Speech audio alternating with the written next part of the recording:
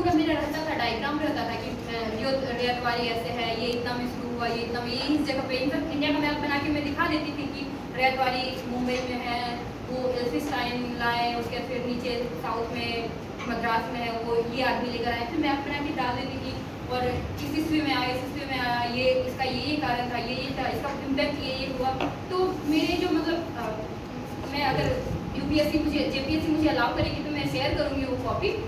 आप देखेंगे कि लिखा हुआ बहुत कम रहता था, केवल माइंड मैप्स वगैरह बहुत रहता था, टेक्स्ट लिखा हुआ बहुत, क्योंकि आपको देखना है ना, क्योंकि वो एक दिन में 50 कॉपी चेक कर रहे हैं, वो कभी भी ऐसे पैराग्राफ नहीं पढ़ेगी आपका। तो आप जब तक तोड़ेंगे नहीं उसको, थोड़ा इंटरेस्टिंग नहीं बनाएंगे, थोड़ा मैप नहीं डालेंगे, थोड़ा मतलब कि ये टेबल्स नहीं डालेंगे, तो फिर इंटरेस्टिंग नहीं हो पाएगा।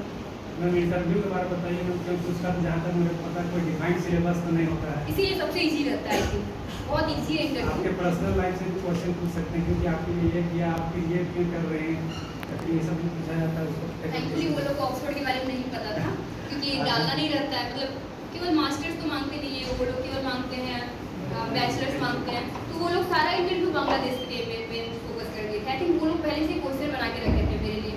तो इंडो बांग्लादेश रिलेशनशिप से मेरा बहुत ज़्यादा क्वेश्चन था, कौन कौन से खटास पॉइंट है। असम अकॉर्ड जो हुआ था 1885 में, वो जहाँ पे मतलब बेसिकली जो माइग्रेंट, मतलब बांग्लादेशी माइग्रेंट जो यहाँ आए हैं असम में, डेमोग्राफी चेंज हो गई है, राइट, आप सुने भी होंगे इसके बारे में। तो उसके बारे में ये सिटीजन अमेंडमेंट जो बिल आया था 2019 में, जिसमें वो 6 धर्म के लोगों के बारे में, तो इसके बारे में मुझे पूछा गया था।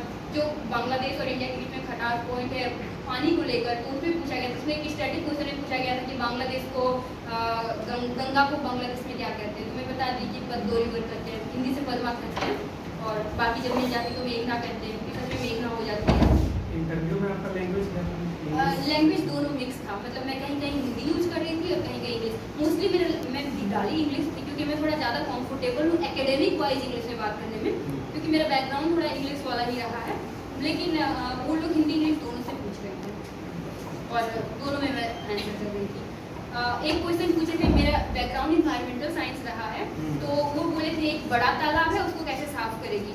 तो मैं बोली कि मैं तो रांची में नहीं हूँ, मुझे पता नहीं बड़ा तालाब दिखता कैसा है। तो बोले कोई भी बड़ा तालाब है कैसे साफ करेगी।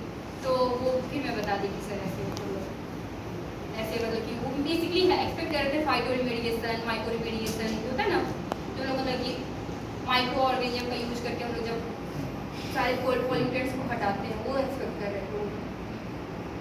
तो ठीक रहा था मेरे बैकग्राउंड।